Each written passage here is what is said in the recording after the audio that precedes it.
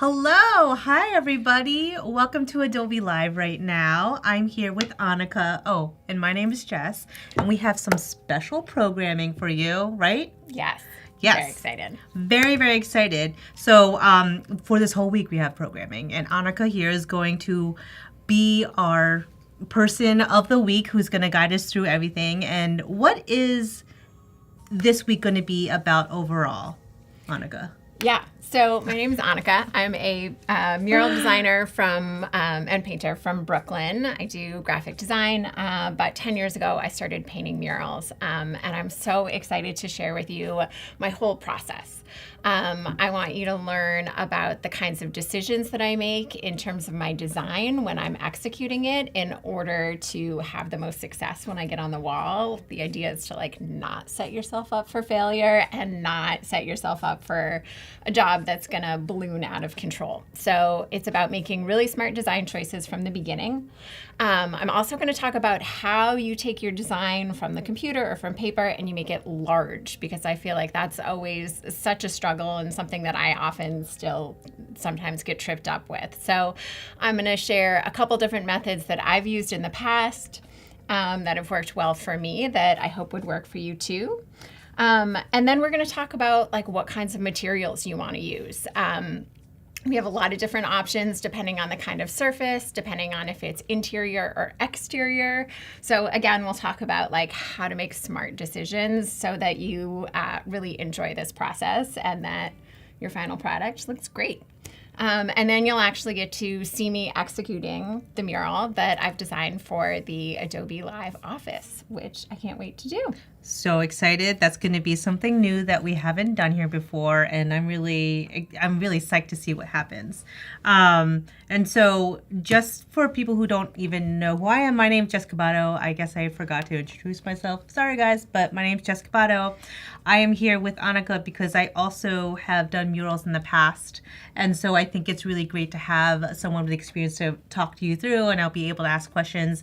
I'm still a newbie at murals, and anybody on here following along, if you are interested in murals or want to dive deep, I know sometimes it's such a big thing and you don't want to take that step into it, that having Annica here break it down to these steps and showing her process will help everybody, including myself, how to go about figure out paints and brushes and client proposals. So I think this is going to be such a fun opportunity. Anyway, so yes, I do murals. I have done murals, and I'll dive into my history as well during the session. So I'm very excited to be here and to be talking with Annica. I love her work and everything that you've done. I'm really excited to get this going. Amazing.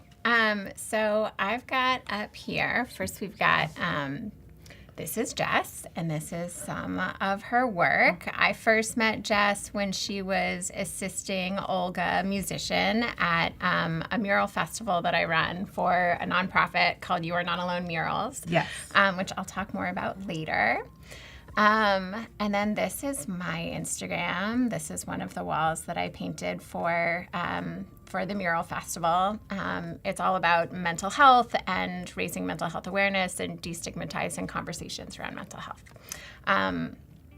So we've got that. And then, I do branding and signage stuff too, which I really like. I got into mural painting first by doing sign painting. And, it can be really hard to break into mural painting and even to feel like you're progressing because mural opportunities don't come along very often. Mm-mm. But I am here to remind you that you can get started right away because you live in a house that I assume has at least 4 walls. So one of those walls, even if it's a door might be a great place to start with a mural. So I'm going to start off by sharing with you some of the murals that I did in my home just to get things kicked off. All right, so sometimes I wanted my kids' room to have one little thing that was playful, but I knew I also only had a couple hours to get this done while he was going to be out. So I wanted falling bananas. I didn't want anything that was going to need to be too labor intensive or have sort of like, I wasn't going to paint the wall like a solid color to begin with. It had to work on white. And it's shockingly yellow bananas. I don't feel like work well on any other color besides white. And I used a combination of paint and paint markers for this. And I'm going to get into those supplies in just a minute. And then I'm going to show you where's my living room? Also, photographing my kid all the time behind this wall was super depressing. Yeah. So I painted the living room wall to look like this. Again, I had like one evening after he went to bed. I had until I was going to go to bed to do this. So keeping it loose, keeping it rough, keeping it textured, and nothing too precise was the way to go to get that done. And then we moved, and this was his new bedroom. I asked him if he wanted bananas in the new bedroom, and he couldn't quite decide. He wanted bananas, and then he wanted a rainbow, and there was just a lot of different art direction going on. Yeah, so, I love it. Yeah, I was like, bananas and rainbow? I got you. I feel like kids really can bring about that creativity in a different level than I would ever be able to think up of. And so a rainbow coming out of banana is something I would never have thought of. So I think this is excellent. It was very fun. It was very fun. I will say the art direction does not stop, though. I'm still getting a lot of feedback on various other things to do. And then this was also my new living room. We just moved last year. And so I'll talk about all the different materials that I'm using here and the different brushes and when I use rollers and stuff like that. But then this is just to give you a sense of like where this, that tape reveal. I love the tape. Oh, a good tape reveal is so like... It's so satisfying. There's something about it. I don't know, man. Yeah. So this ended up Beautiful. being the final living room. Love it. And then there it is with all my kids' toys in front of it again, because that's how we really live. Just something, I remember when accent walls were such a big thing. Do you remember? Yes. Where like people used to do that. And now I feel like murals are really coming up and it really expresses your personality and like it really livens up the room. And I just think, oh, like this is so beautiful. I think that like, I don't know, it just adds an extra something. And it's in your house. It's not like, it like it's for you, you know? And I think that's great. Yeah. And, I will also say it's just paint. You can paint over it. And so I think a lot of people get nervous and they say, well, I'm just renting, blah, blah, blah. Your landlord doesn't care if you're going to just paint that white. Mm-hmm. You just repaint it again before you leave. And repainting something white does not take that long. It might be a couple of coats, but you can totally do that. You can also switch up the mural every couple of years. Even if you wanted to do something and it's a little bit different, like a chalk wall and do a chalk mural, that you could change even more often. That was one of the first ones that I remember doing. I was like, I'm going to do a new one every month. 2 months. 2 months. It lasted 2 months. And then a year later, I was like, okay, I don't think I'm doing anymore. I don't think I'm doing anymore. It's time to paint it something else. So yes, I would encourage you to not get caught up thinking that you can't start a mural yet because you don't have a client.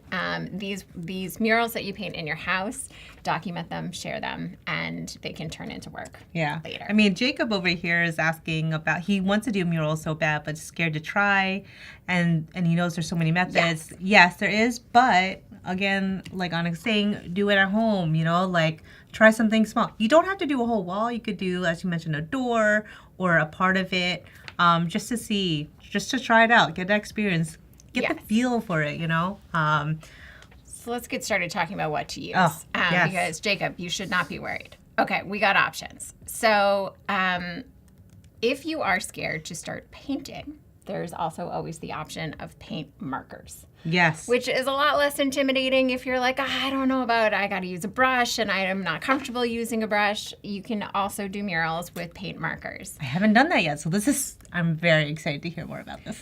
You're going to want to be like mindful what you would choose to do with a paint marker.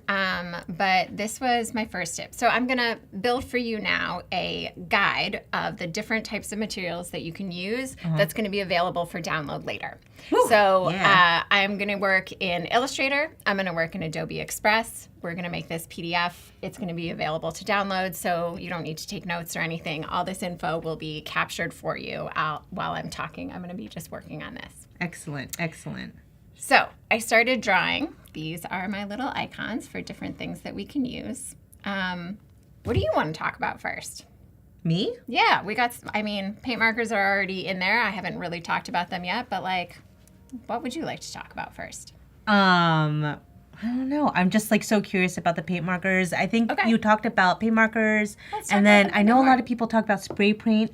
Yeah. I feel like that will spray do spray. paint itself is I'm very intimidated by spray paint. And then the typical brush ones, I know that a lot of muralists have like specific brushes that they use for specific types of illustration or design, and it depends what the outcome of the actual final piece you're going to make. Like, I think we were talking about back earlier about like, oh, you want to do like a watercolor kind of like feeling, or you want to add a lot of textures to things, and that's a different type of medium. So like more like spray paint versus more the graphic approach, which you can use like markers and stuff. So like I've only ever really done the paintbrush because my soiree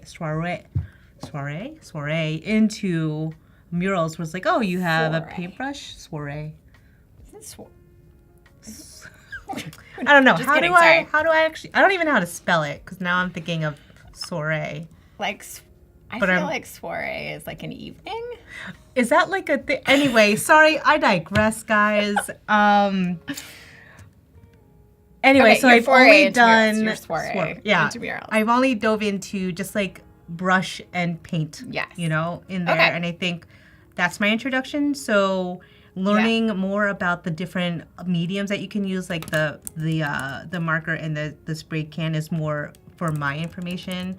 To be selfish, sorry guys, but we will cover all the bases here. Ooh, Jacob, you live in Calgary, where you have a mural festival where people paint on barricades. And you're tempted to apply? Just apply, dude. Yeah. Totally do it. I support it. Fully support it. How many of the people here have actually done murals before? I would love to know, and get your feedback. And if you have any questions for us, mainly for Annica, but I've dove into a few murals myself too that I can maybe answer 1.5 of your questions.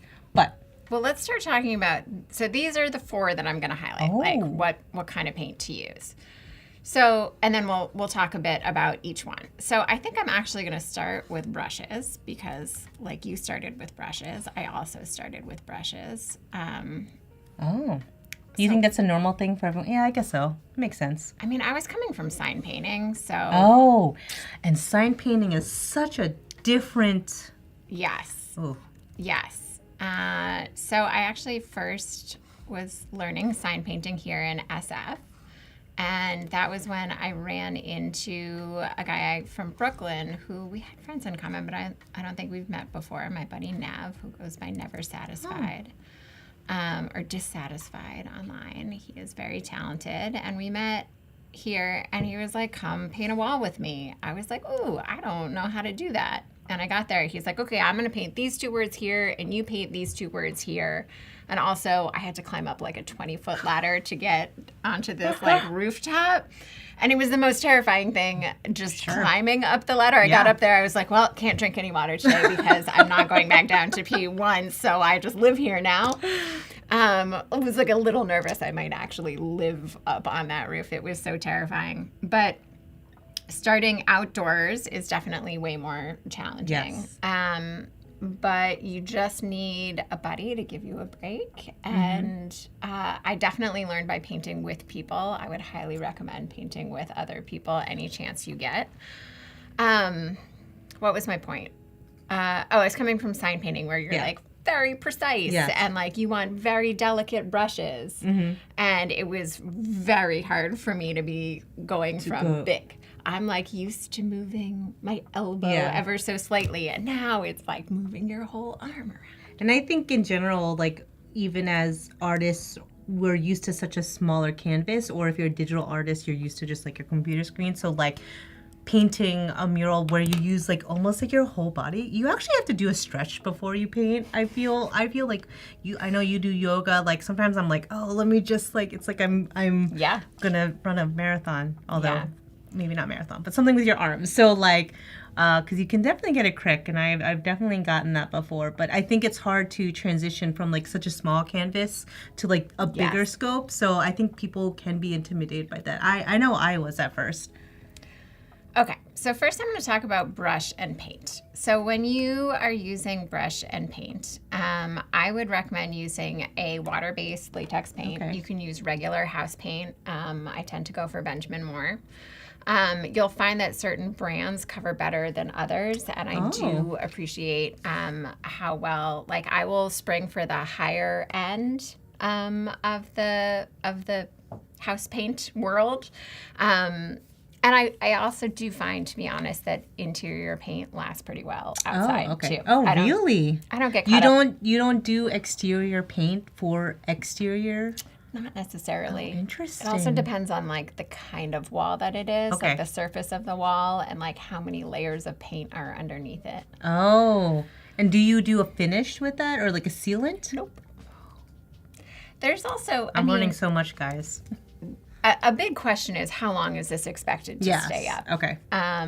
A lot of exterior murals aren't expected to last, Okay. 15, 20 years. Yeah. So I sort of paint accordingly. Okay, that makes sense. No, I mean that makes sense. You need to know the type of wall. You need to know the longevity that they want it on, because like who knows, they might ask you to paint another mural again.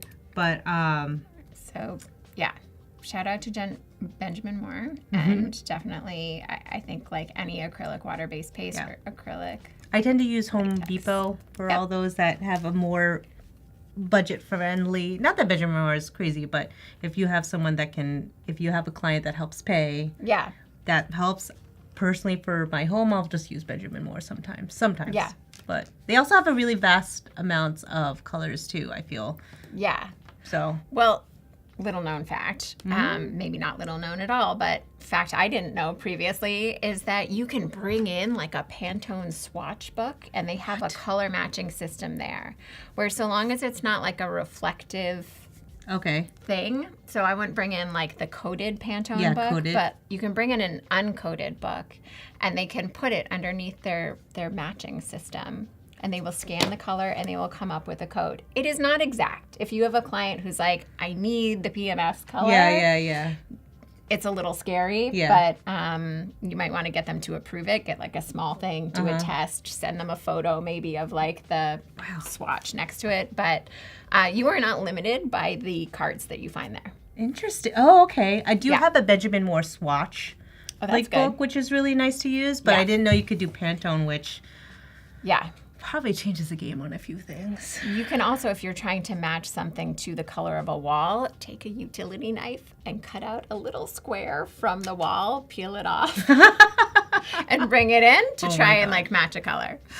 Okay, so I recommend just using a water-based paint so long as that's possible. I would consider the sheen too. So this is like, are you going high gloss, semi-gloss? I can't remember what the middle tones are. There's like an eggshell, a satin, there's a matte, and there's a flat. Yeah. And I think that different brands call them different things. I would stay away from totally flat. Yes. Because I think flat and matte, you can get fingerprints on them easier, and it's harder to clean. So depending on, I mean, this is just like also basic, not basic, but like interior painting. You don't want, depending on how much usage it is, if it's like a hallway, you don't want, or a kitchen, you don't want flat, because then, especially if you have kids, you don't want like little fingerprints, 3 feet and below everywhere. Yes. You also don't want high gloss, because you can't take a photo of it ever.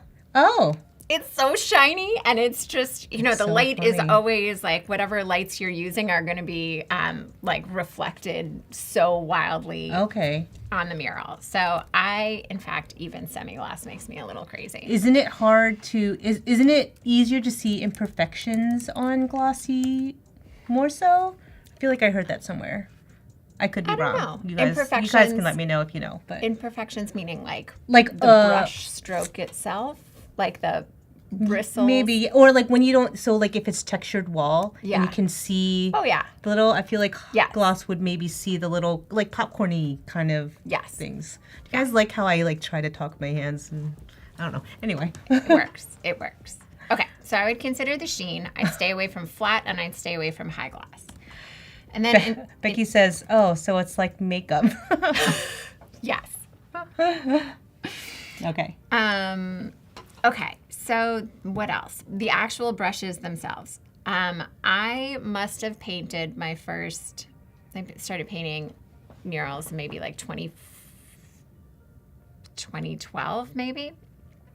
And I would say I used pretty much just exclusively a 1.5-inch chisel brush from the hardware store for like the whole mural, for most murals I painted for many, many years. I don't know why it didn't occur to me to ever use a different brush. Wow. So let's talk about brushes. I will be showing some of the brushes that I brought with me tomorrow when we get set up on the wall. So I'm not going to dive too far into this, but things that you want to consider are like if you want something with hard bristles versus soft bristles. Oh. So something with hard bristles is going to be good for an exterior wall that has a lot of texture on it because it's really hard to get in. Okay. Yeah, you want something that can hold a lot of paint for a wall that's textured. Something that's interior, you can probably get away with something with softer bristles.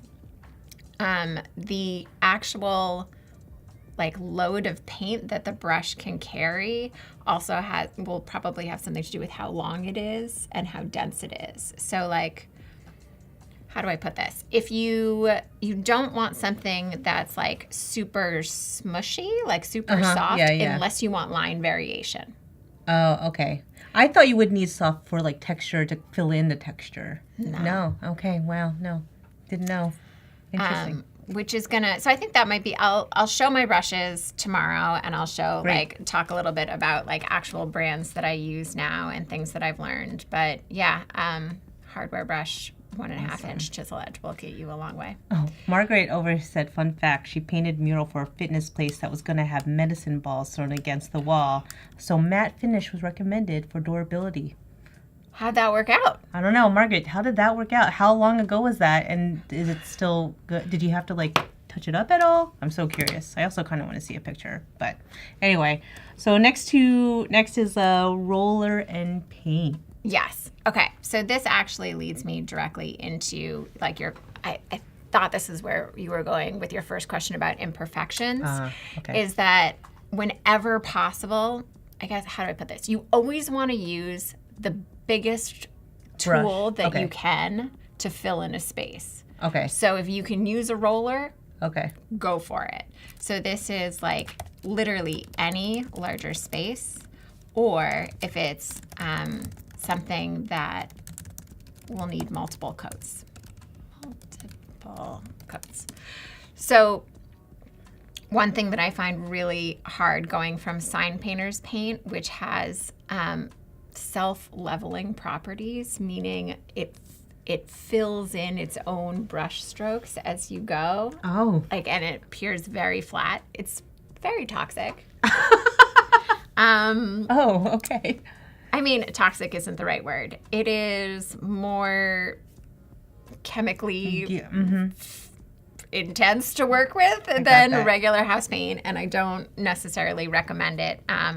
It would be good for something that needed a lot of high durability, like an exterior sign or something like that.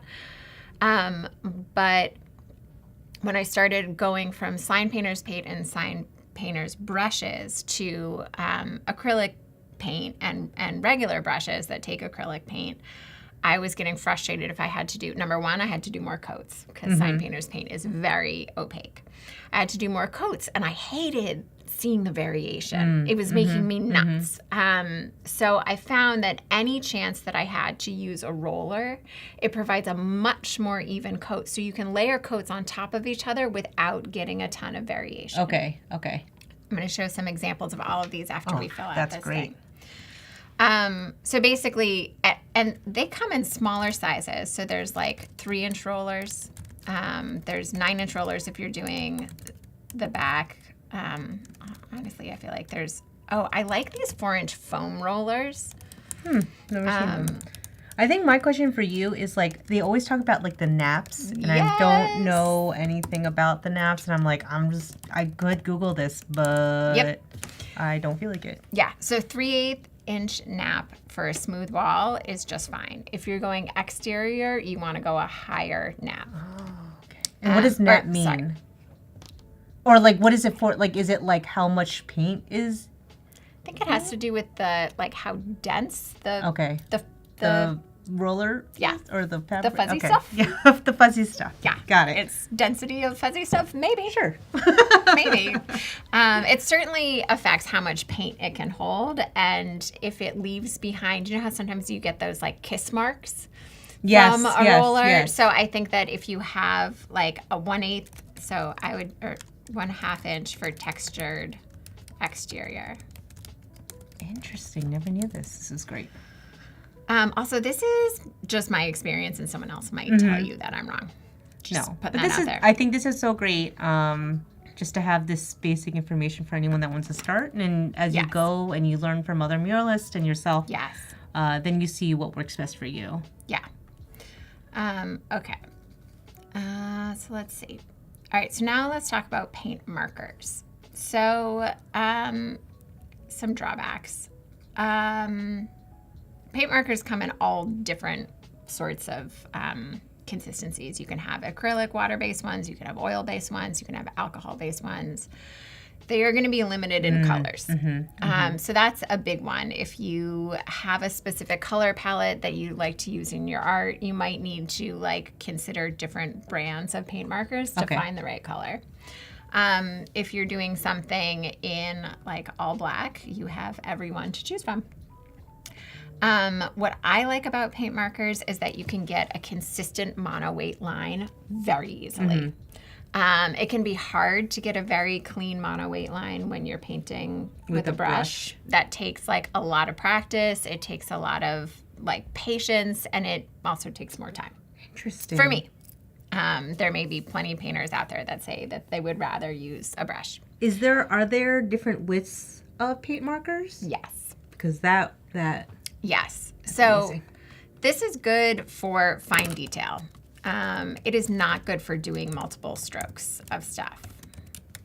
So if I'm doing a design and I know I want to do it with paint markers, I will measure the nib, and the nib is the little bit at the end. Okay. So I'll measure the nib, I'll measure what a mark looks like, and then when I mock up my design, I'll do the ratio so that I create a brush size. Stop! I don't know how you do that, but I also don't know how you do that. Maybe you So, so what I will do is I'll take the marker, I'll make a line, I'll photograph it next to a ruler, and then I'll put that photo into my mock-up. Okay. And then I scale it. If it's a 1 inch or 1 foot ruler, I scale it so that my photo is 1 foot of the design. Like if the design is 8 feet wide, like let's say I'm doing an 8x8 mural. Yes. So I will photograph the marker line next to the ruler. Okay. And then I take the photo with the ruler and make it so that it is 1/8 of the entire artboard that I'm working on. And then I just set my brush size to match that with that pen line. Oh. Because otherwise, either your pen weight is too heavy and then things are getting filled in and they look gross, or it's too thin and you finish and it's like wah wah. I know. It doesn't have like the right pop. The pop. A too thin line can definitely do that, and then too thick I can see it just like takes over the actual painting. Yes. But that's great. Yes. It's one of those things. There's so many things in mural painting that if you don't take the time to correct them from the beginning, you finish and you're like, dang, should have taken that extra 15 minutes and measured that out at the beginning. Yes. I've done that so many times, or if I'm sketching something on a wall, I'm like, oh, this spacing looks a little off on these letters, but I'll just adjust it as I'm painting. Yeah. I do not adjust it while I'm painting, and when it's done, they still look just as off, and I'm like, why didn't why didn't I just spend? You get Yeah. anxious, you want to keep going, you're scared. I think in the beginning, it's good to make sure you have all the measurements down, you get everything, you do all the like unsexy parts of murals. Like you don't want to just pick up a paintbrush just yet. You really need to do a little bit more back end work, but once you got that, you got set up properly, then it's good to go. I definitely make that mistake of just wanting to dive right in because I am very impatient. So Yes. I'm learning. I am learning very much. We actually just hit the like half hour mark. So for anyone new, I just wanted to talk about, we are here with Annica and my name's Jess. And for the next 3 days, we're going to actually make a mural at Adobe. So by we, I mean her, and I'm just here to talk a lot and help out as much as I can. And she's going to walk us through all the things, all her processes, everything to create a mural, the different types of paint to use, like building out like a client deck and all so on and so forth. So be sure that you tune into the other days as well. So, and if anyone has questions or is following along and like wants to chat more about specific stuff like on mural work, like feel free to type in. This is my typing skill. Okay, let's go. All right, so we are talking about what kind of paint to use. You're going to decide if you want to use brush and paint, when you can use rollers, do you want to use paint markers, and then spray paint is a big question. So things that you'll want to consider are the fumes from spray paint. Even something that's low odor can still have problems. There's like even now an acrylic spray paint, but the overspray can be very overwhelming. So even if you aren't enveloping people with fumes, you may be exposing all of the items in the room to a lot of overspray. It like gets in the air and then it falls down on stuff. So you have to be very careful and conscientious about covering things if you're going to be doing it. One really nice thing about spray paint is that you can get really vibrant colors. So if you want to be painting something neon, that neon paint is not coming from the hardware store. Yeah, It's just not. It is not.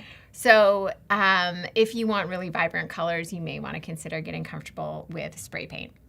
You can also get there's different kinds of spray paint you can get. You can get acrylic, water-based, or you can get oil-based. I do have a few questions about it. One, does your finger hurt? Yes. Okay. I think it gets better. For me, Also, still, you have yes. to work out a muscle on that. Yeah. Also, too, I have seen some spray painters that have like a attachment or something to that. Yeah. I have not done that yet. Okay, I didn't know if that was like a thing or is it like, I don't know how the control is on that. I know that's not like street art-esque to use something like that. You want to do the finger thing, but I don't know what the actual term is called, but yeah. Well, there's different caps that you can use, which is kind of okay. interesting. So you can have something that's like a fat cap which is great for doing fills, or like the standard cap that comes with it is a little bit more like middle of the road, and then you can get skinny caps for doing line work and stuff like that, or cutting back in. So you got to make sure you're getting a bunch of caps too. I definitely recommend trying out spray paint or combining spray with other things. So like I'm still just getting into spray paint, but I've now found moments that I can use it that feel really good for me that save me a ton of time. It can be, if you can figure out spray paint, you can move so much faster. Oh. So much faster. Do you use water-based or oil-based more? I tend to use water-based more, just every chance I can. So now I'm going to show some examples of some of the different kinds of paint in action. So first I'll show you actually some of the spray paint stuff. So this is, I've started doing these like textured Post-its that look like they've been crumpled up that then have messages on them. For me to do this background of the Post-it with spray paint took me less than 3 hours. Wow. It would have taken me a whole day to paint it. Yeah. Like how big is that wall, would you say? 8 by 8. Okay. Yeah. So yeah, I mean, here's Jason giving me some help. Oh, nice. Trying to figure out which caps, which types of yellow. Sometimes the can color looks slightly different from where. Is this similar? So when I do a mural, I do like a test. Yeah. For the color and how it dries, because sometimes it dries maybe a shade darker or a shade lighter, usually darker. do spray paints do the same thing? Like, would you do a test? Like, do they have test cans, or like, how do you No, figure but out? you would want to test it Okay. on something else. And like maybe you're just testing it on the wall, but the color on the ring doesn't always exactly match the color that it is. There's no difference in terms of drying, I don't think. Mm-hmm. Maybe. I don't know. I haven't noticed that. But the ring color doesn't always match what it looks like on the wall. Sometimes it's like the paper doesn't always match sometimes. Yeah. So then I went in and I did the lettering with brush because that's what was comfortable for me. Okay. So this, you can see I sketched it out here with charcoal first, and then I went in and did it with brush on top of the spray. But I was able to get this mural done in less than a day. Perfect. Without any problems. And this is part of the You Are Not Alone Mural Festival too. You can Great also festival, by the way. you can also make stencils too, like if you're doing something with spray paint that you're going to use again and again. So like I wanted these like fun little sparkle things, and then I did some diamonds and some sparkles, and you can just reuse it again and again. So if you're doing something like that, I mean, this takes now 2 seconds. Yeah, instead of with the brush going back in and whatever. 2 seconds. That's great. Yes. That's great. So figure out if there are places that you can use spray. Great. I highly recommend doing that. When you use rollers, I recommend you start by doing the outline edge first with a brush. Okay. And then do the fill with the roller. So let's see. So I'm doing the edge first. And then I've come in with, this is like a 3-inch brush or a 4-inch brush. I think I may have intentionally made the width of the letter strokes wide enough that I could do it with a 4-inch brush. Okay. A 4-inch roller. But you could potentially do it with a 4-inch brush too, right? Yes, but it's not this red. I knew I was going to have to do multiple coats. And it was going to be a mess. Yeah.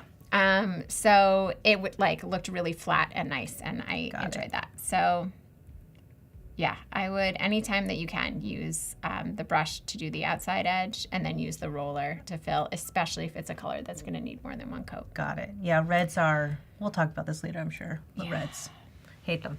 Sorry. Okay, paint markers. I don't know, these little faces were very fun and easy. And I liked, this was a pretty wide nib, but because it's a chisel one, I could use it lightly and get these lines here and do the little dots with the corner. Yeah, I didn't need multiple sizes. Got it. And I'm just using what I have.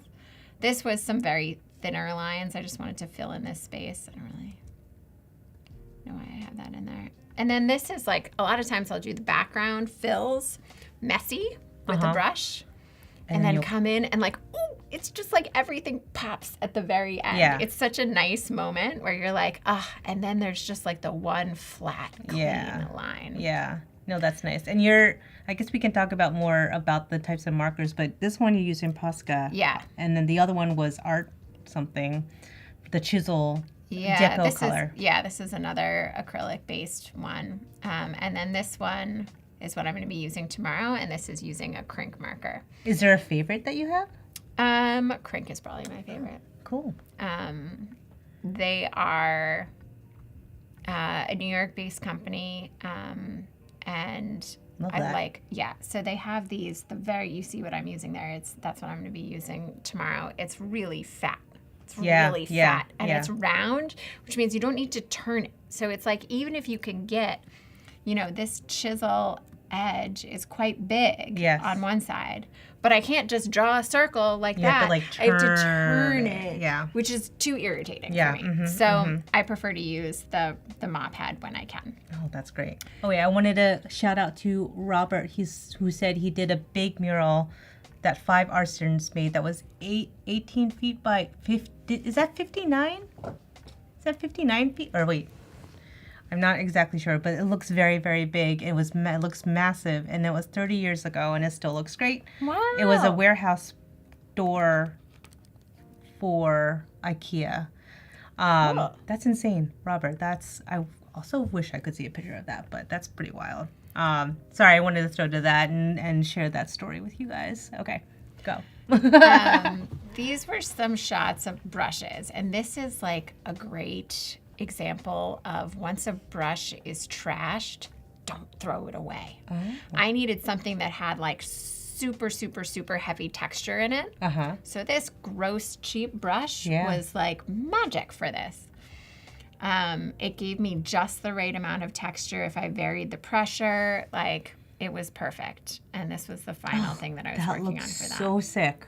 It was really fun. But it needed to look very full of life and action and texture. And then here you see my buddy Kurt from Very Fine Signs doing the cleanest lettering of all time. That's beautiful. He is sign painting royalty. Wow. And then these are the zebra brushes, which is my new fave. They hold so much paint, and they're great on this textured wall. They're really, really great. And if you notice, one thing that I definitely want to point out to people is that you see how little paint is in that brush? Yeah. I do not let the paint get more than... If I can, more than halfway up. Because once it gets into the base, if it gets dried in there, it changes the shape of the brush. And also it can make a mess. So keep as little paint in there as possible. And these zebra brushes can hold so much even just in that very end.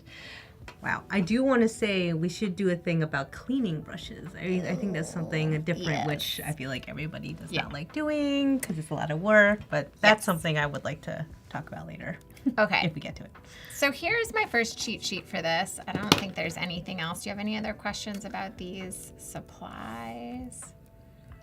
I do not. Okay, I'm great. excited to get to the next step. Yes. What's our next step? Great question. Yeah. I think it actually, I think you picked the type of paint. And what are we using tomorrow again? We're using crank markers. We're doing crank. So tomorrow's mural is going to be about, we're going to use the paint crank markers. Yes. Cool. Love it. So now, goodbye. Or wait.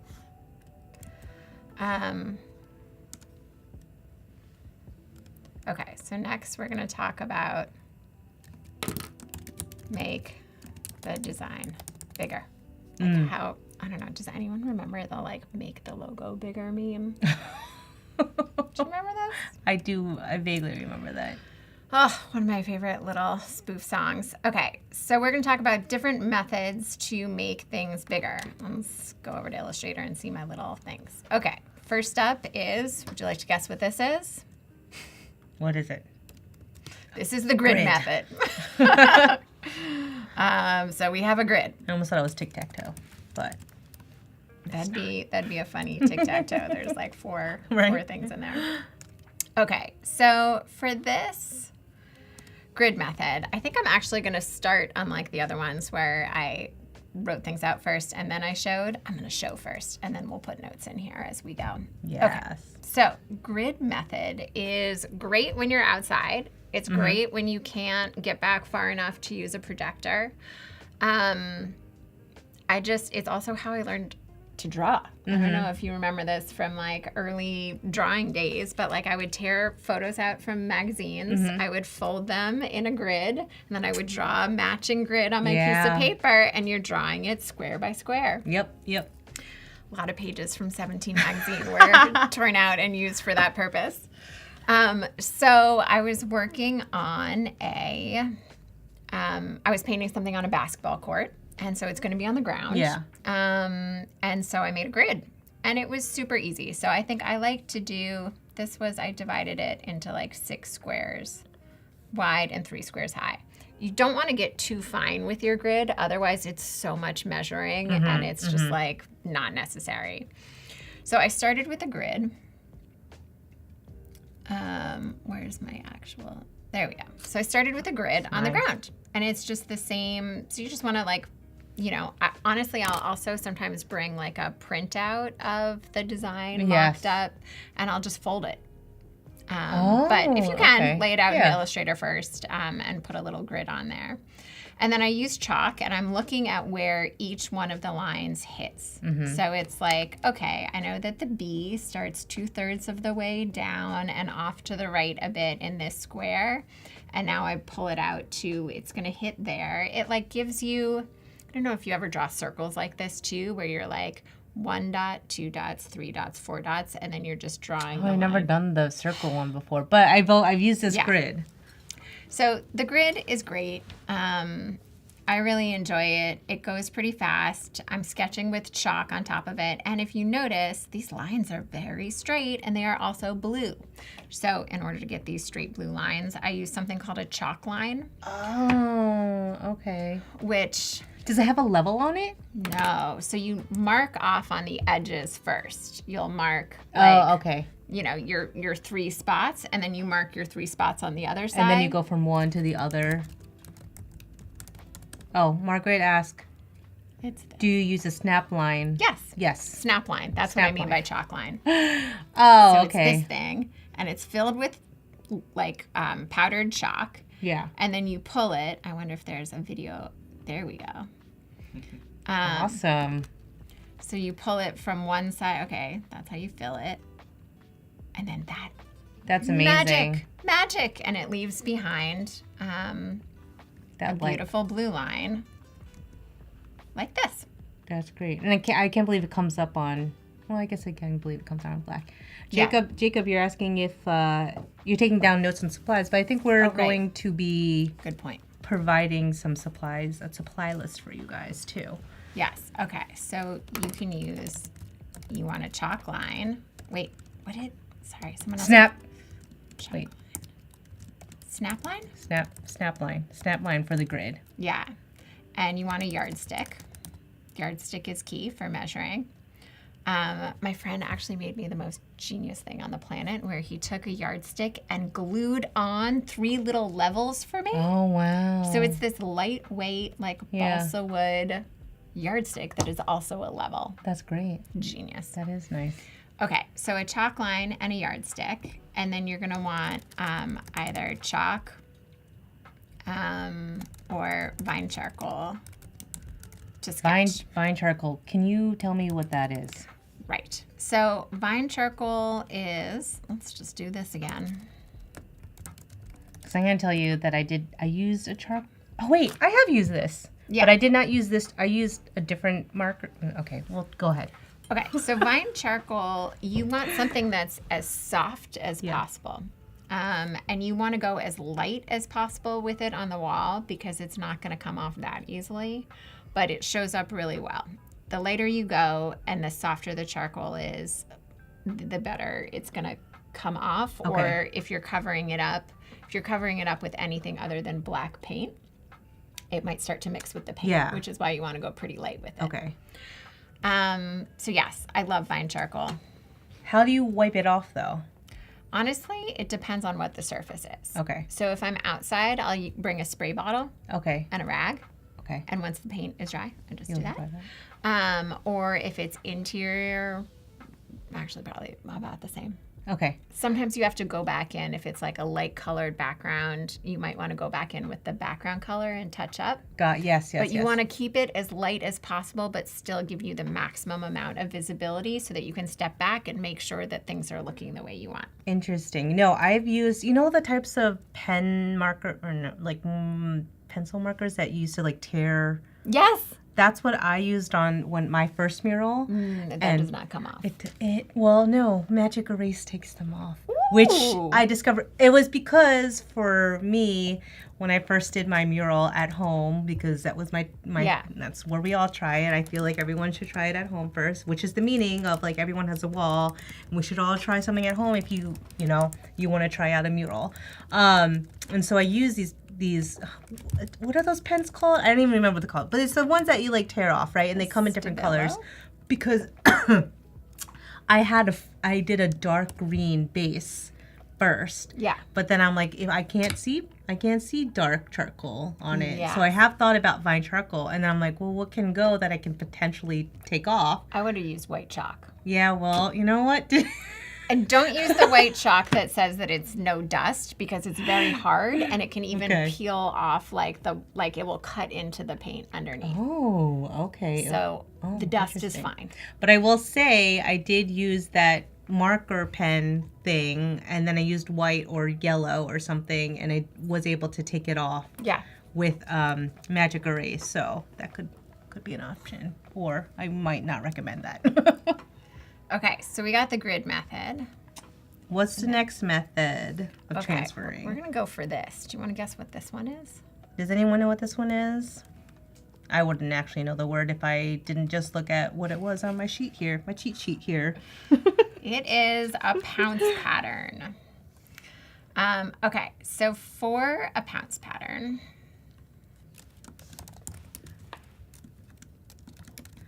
Pounce pattern. I've never done this before. I've seen it done, and it seems, in my opinion, a little bit of a hard thing to do or get, you know, precise on. Not that the grid is super precise, but maybe it's quicker. I mean, it's quicker on site. If you have more time to prep ahead of time and less time on site, you want a Pounce pattern. It takes 2 seconds. Okay. Okay. 2 seconds is definitely not how long it takes. Sorry. It goes a lot faster than grid method or even probably than projecting and tracing. Oh, really? You tape it up and then you just like boop, boop. Okay, so hang on. We'll talk about pouncing. You want to start pattern. off with a large scale blueprint printout from Staples. These are super affordable. They come on a thin paper. You do need to make sure that you're really only getting the outline in there because they do not want to print out your solid fills for any reason. Okay. So I've That's a good definitely note. had them send artwork back to me. They're like, nope, not a blueprint. I was like, okay, I'll turn it into outlines. Outlines, got it. That's good. That's a good note when sending to get your paper printed. Always outline. And so for this, you will probably have to tile. You can create a PDF export from Illustrator or something where you're tiling the artwork. So there's a little bit of overlap. And you'll tape them together, and then you use a Pounce wheel to trace. And then on a surface with give, I'm just going to say on cardboard. So if you, okay, so now let me show you what a Pounce wheel is. I'm still trying to envision this. Now I'm confused. The Pounce wheel. Okay, so this one is too small. Okay. Is this a better one? The train store. I'm very curious. Okay, here. I'll just show this one. Okay. So if you had to choose between these two, I feel like this one on the right, A, looks very cool and would probably do a better job than this one. So you can get this set. Okay, so what happens is you run this along a piece of paper and it pokes little tiny holes as it goes. Yes. So you just redraw your artwork using this Pounce wheel. And then when you tape that piece of paper up on the wall, then you use what's called a Pounce pad. Oh, okay. So you're taking the printouts from Staples that already have your outline, then you're redrawing it with this Pounce wheel. Yes. To bring on site. Yes. So you get I want one that has a better picture with it. Like, where's one that has a video in some directions? Aha. Okay. So let's see if they have a demo of it. Oh, we don't need an unboxing. Unboxing, come on. No, thank you. All right. People use this for quilting a lot. Oh, didn't know that. Okay. So you just rub it over the surface and it goes through every place that there's a little punctured hole, it leaves a dot behind. And so then you have something to follow on the wall. So now I'm going to show you a couple examples of, okay, so that was the grid method that I showed. Now let's look at the Pounce. Okay, so I had to do this thing, which was ginormous. This was like 20 feet wide and 7 feet high. Yeah, it was a lot. It took a long time, but you can see, nope. That was a sneak peek of what's coming. Shh, no one saw it. No one saw it. Spoilers. Okay, so these are all of our Pounce patterns rolled up. And can you see that there's powder all over? This was also on a mirror, FYI, which means projecting was not possible. So I feel like you can see that it leaves behind these powdered, and this wipes off so easily, but it leaves behind these chalky lines. You can see where it says New York there. This was as we were mostly done. But where's another? I feel like this shot, you could also, nope, just kidding. This one. So you can see, wow. Yeah, so you can see these are the lines that are there that haven't been painted yet, and then this is what has been painted. There's like borders along here. So a Pounce pattern can be great if you have enough time ahead of time. Sorry, where I was going with the cardboard is that I like to put cardboard, I like to do cardboard and then the printout and then the Pounce wheel, so it pokes through a little bit better. Yeah, otherwise if you do it on a hard surface, the thing can't really go in very far, so it might not make very big holes. That does make sense. That does make sense. Quick question about paint again. Yeah. What did you use to paint on the mirror? Sign painted paint. Oh, okay. Yeah. Got it. Yeah, it's called One Shot. That's what I used there. Not into sign painting. Well, not into sign painting. It's just very intimidating also. Yes. And that was good because that mirror is going to get dirty over time. So I needed something that you could easily clean. Yeah, and it wouldn't get messed up. Got it. Okay, tape up on a wall and use a Pounce pad. Okay, so that's a Pounce pattern. Excellent. You can also use transfer paper with the large scale printouts if you don't want to do this. So that would be fine if you had more time on site, but less time to prep ahead of time. Okay. Pounce pattern would be my preference. Margaret just asked, does One Shot wash off the same as interior house paint would, as in scrape off if needed? No. One Shot is probably not going to come off unless you can use a razor blade. So you can get it off glass with a razor blade by scraping, but you can't get it off a wall. You'd have to paint over it, and I would probably sand it first before painting over it because it's very, very, very high gloss. Okay. There you go, Margaret. Final one. What's this? Projector. So this is, for the record, not cheating in my mind. No, I don't believe it's cheating. I don't know why I started seeing that on a lot of social media, but I don't believe it's cheating because you already drew it. Yeah. I guess my feeling is it's great to know how to do all of these things, but you should still pick the path of least resistance. Yeah.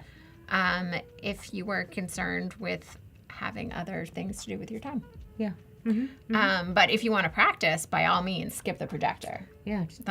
And freehand it. I love that. And that's definitely how I started painting, and that's how I paint outside. For sure. But now that I know how to do that, projector it is. Okay, so for projectors, you have to consider things like, will you have access to power?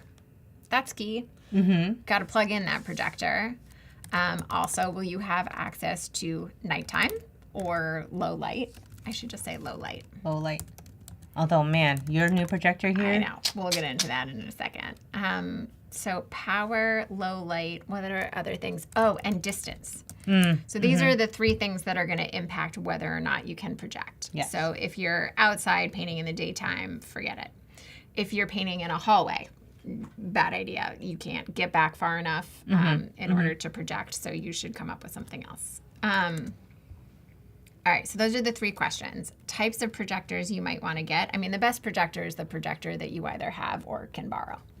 Like that's going to be the best option. Always the best option. But I borrowed mine. There's something called a pocket projector, which is really tiny, and limitations might be no keystoning, or maybe, how should I do this? Can you tell us what?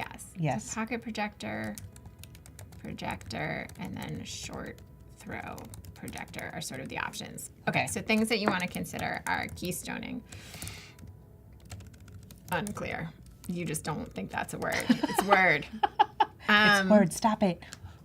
Okay, so keystoning is when you can skew your image on the wall. So unless your projector is dead straight, center and like also in the right height, you might need to do some keystoning. So whether it's like horizontal keystoning or it's Almost like a vertical keystoning. Yeah, I don't remember which one. Is that like in Photoshop, the skewing or distortion? Yes. One of those options. I'm forgetting which one now it is, where you can make sure it's. I will do it shortly. Oh yeah. Yes. Okay. Look at that. But yeah. Okay. Great. So you want a projector with keystoning if it's a projector you're going to use often. Sometimes I found with my projector, I could get back far enough so long as I was off to the side. Maybe there's like an open door and I'm like outside of the door but projecting into a wall. And then it's like really important to be able to keystone. You can do it either in the projector or if it's hooked up to your computer, you can of course be doing it live in Illustrator or Photoshop. Okay. But I prefer to have that option on the projector itself. Okay.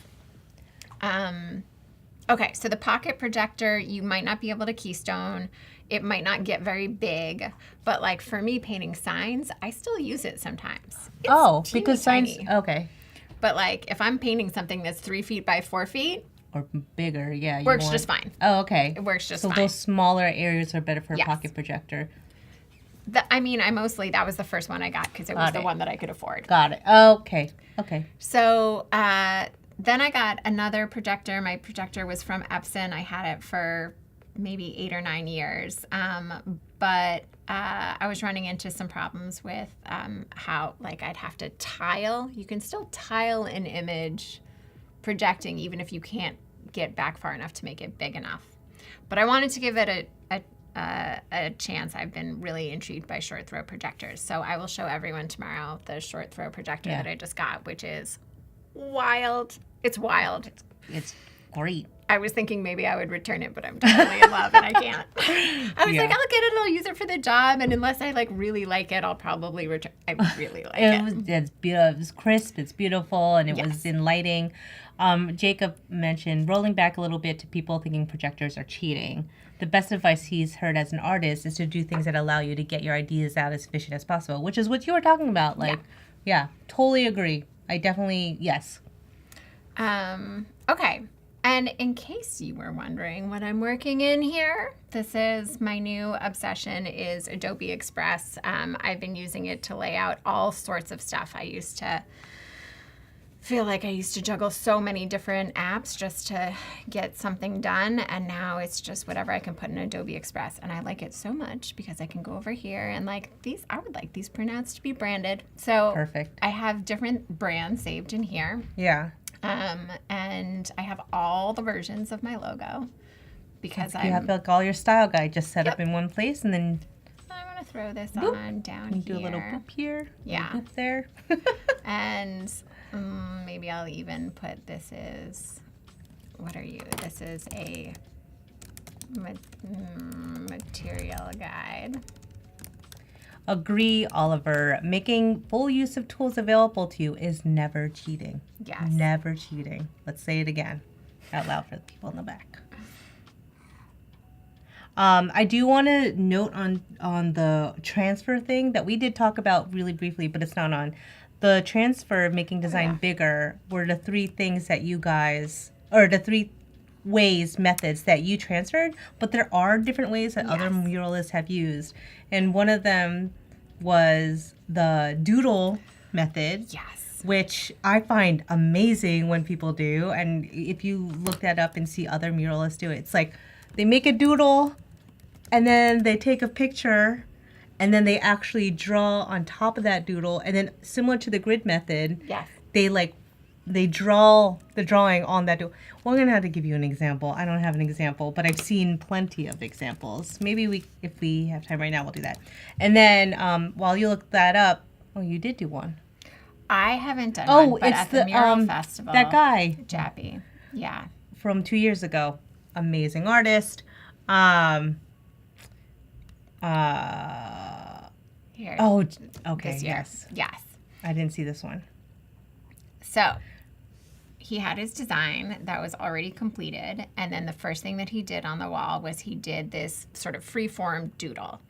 And then he takes his design, he takes a photo, straight-on photo. You want, whenever you get started on a mural, you want a straight-on photo of the wall for your mock-ups, for sure. Yes. So he's got a straight-on photo, and then there's like a whole bunch of different apps that you can use on your phone. He overlays his artwork, scaled perfectly over the wall, and he can see the places that the lettering hits with the different doodles, just like the grid.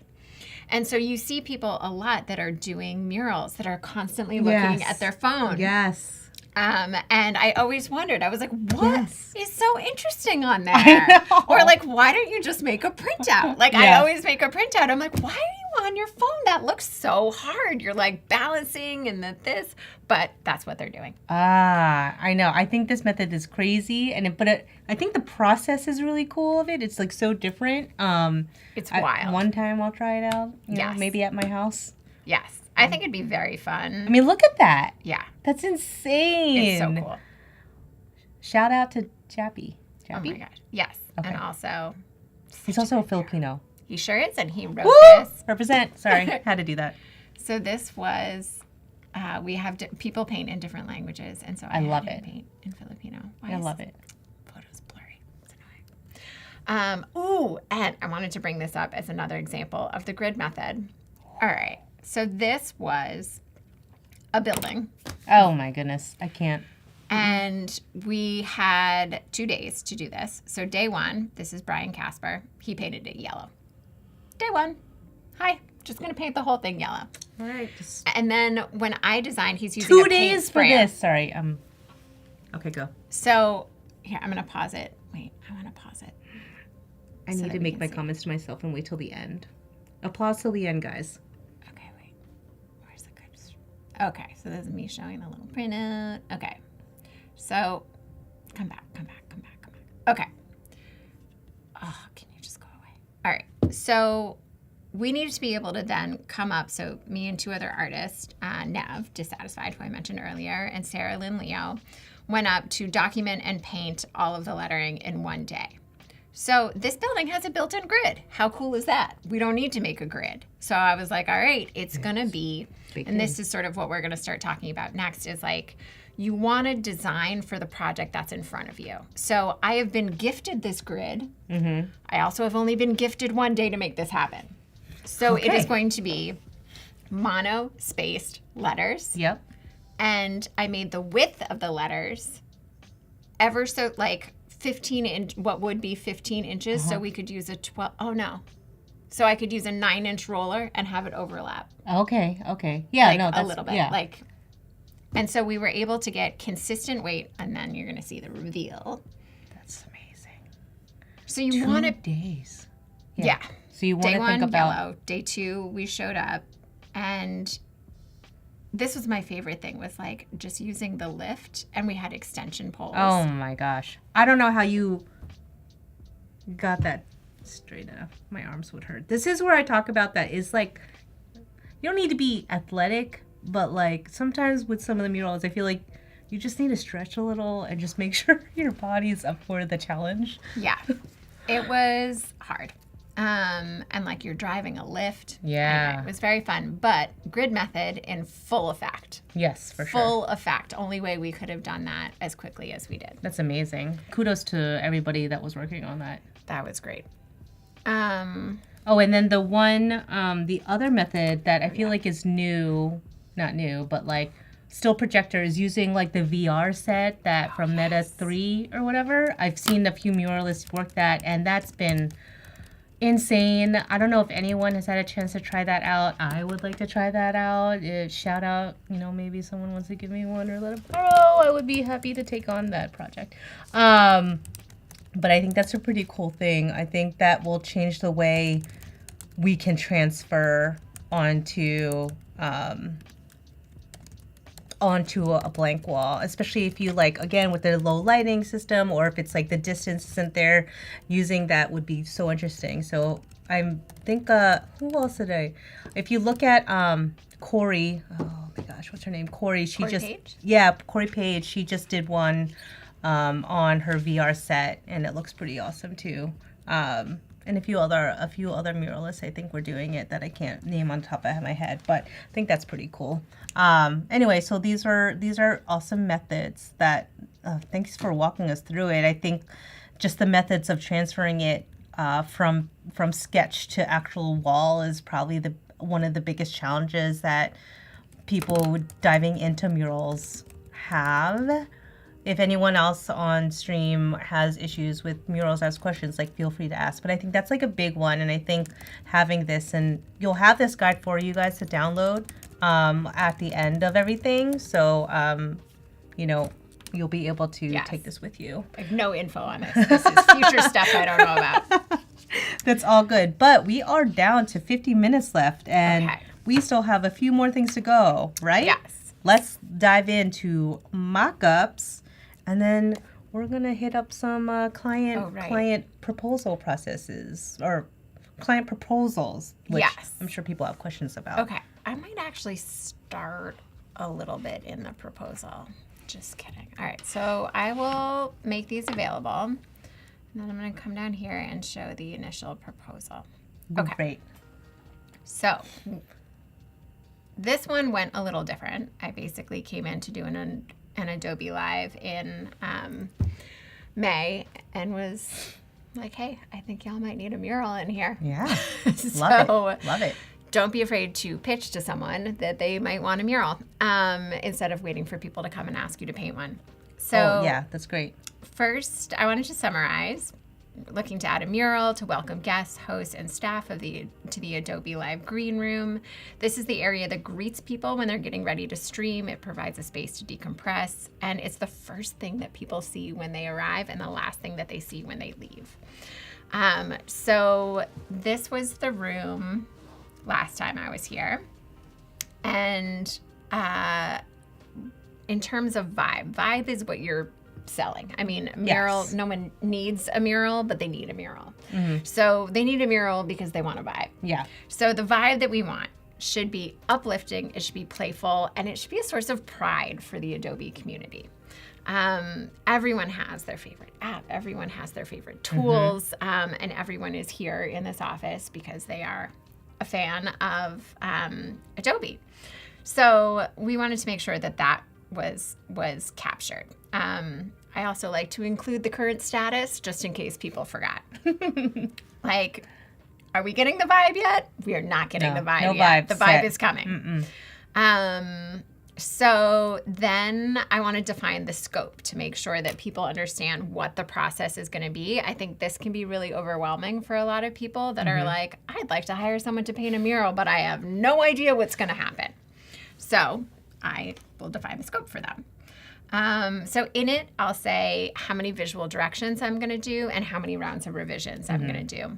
I also might include any details that I already know ahead of time. Like I knew that this was going to have to be done on site. Obviously, all murals are done on site and during working hours. So for me, typically, it depends where I'm at. Sometimes I do offer only one visual direction. Ooh, wow. I feel like as an artist, it's even hard. It's just hard to only offer one. Yeah. Because you want to be like, you want to try out both ways, but.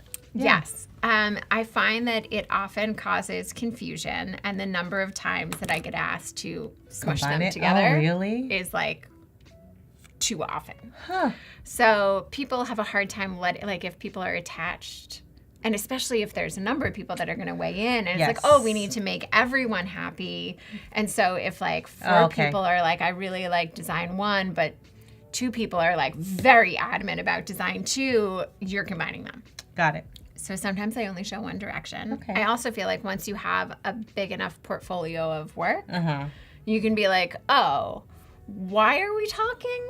And you know exactly what it is that brought them to you. And so then you don't need to do the thing where you show multiples. I also feel as a creative, sometimes there's that one piece that really you gravitate towards and you just want to push that. And I feel like it's easier because then that's the one you want to work on. That's the one you're proud of. And that's the one you know you're going to execute the best. Yes. Not that everything's not like ones are better than the other in terms of execution, but like there's something that calls to you to that one piece. And I find that a lot when I give up some options. Yes, for sure. I include a timeline with both my deliverables to the client, but also when the client needs to give me feedback. Because sometimes I would find myself being like, okay, I'm only one day away from needing to turn around round 2, and I still haven't heard back from the client. Like, when are we doing these changes? So make sure that in your timeline you include dates and times for you and for the client for deliverables. And then this is where I get a little controversial. I break down the cost of my murals as an art fee and an execution fee. And sometimes, if we haven't figured out what the art is going to look like, or we don't already have a clear direction in mind, that it might be a range. And it's like, well, it depends on how detailed this is, how many colors are involved, like how long is it going to take me to execute? Do I need to hire an assistant? Do I not? Like, what is that going to do to our time? So I do like those two things separate. And then I outline the usage, which is related directly to the art. So what I tend to put in my contracts is that the artwork is provided for mural and event purposes only, and it's fully owned by the client. It may be photographed at the full discretion of their client and shared. This is actually from something else. They can share it anywhere they want. And then the original artwork remains the property of the designer, me, and that it's available for further licensing. Yes. So tell me your thoughts about how I break down my fee. Yes, I want to say this is a different approach than what I've learned on through other online resources that I've gotten. And usually, and what I still do is I do by square footage. So there's like a certain amount per square footage, and if a wall is 10 by 10, then you do 10 times 10 is 100, and then you multiply that by, like, let's say you're doing 20 square feet.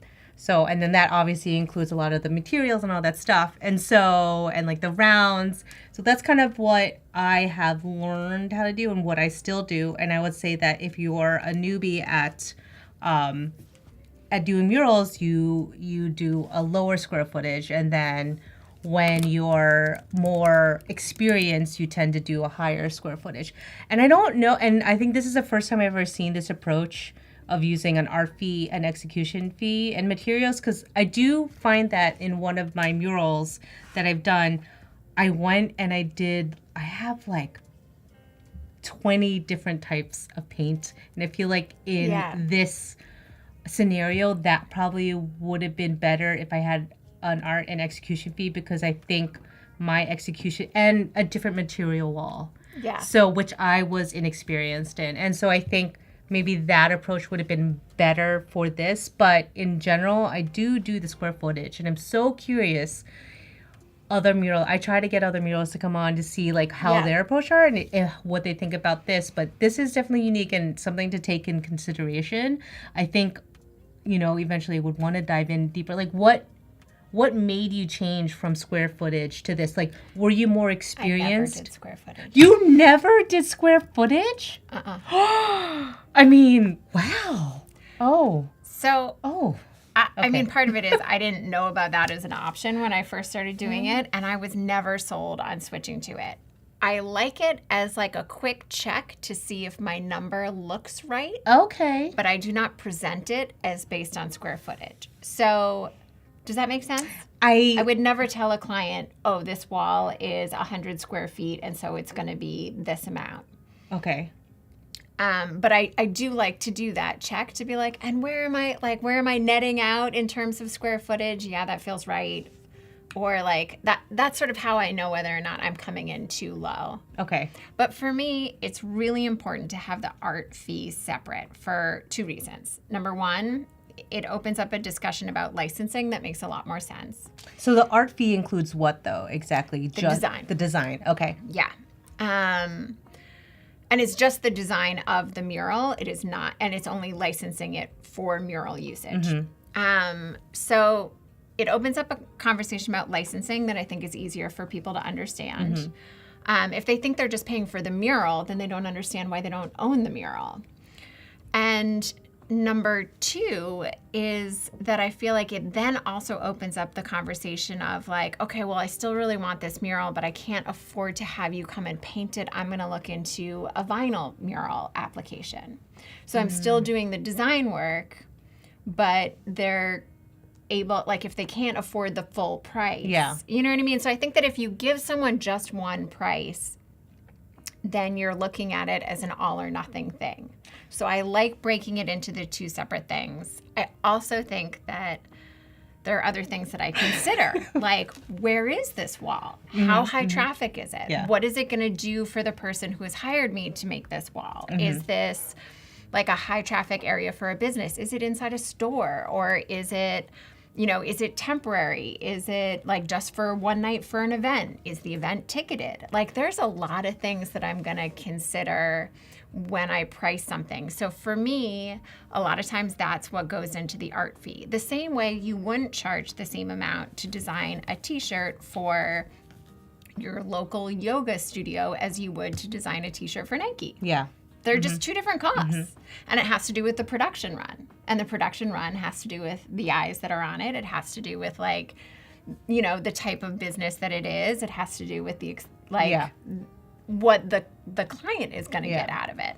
So for me, there are so many more things to consider besides just square footage. If I'm doing a mural in someone's home, that's not going to cost the same thing. Yes, that's true. That's true. So my art fee is going to be different and my execution fee is going to be different. I will say for me, when I cater it to a private home, to a commercial space, to like some bigger corporate entity, the square footage and amount for me changes, but then also potentially, you know, if it's a small business or private, I'll also do a percentage of the wall.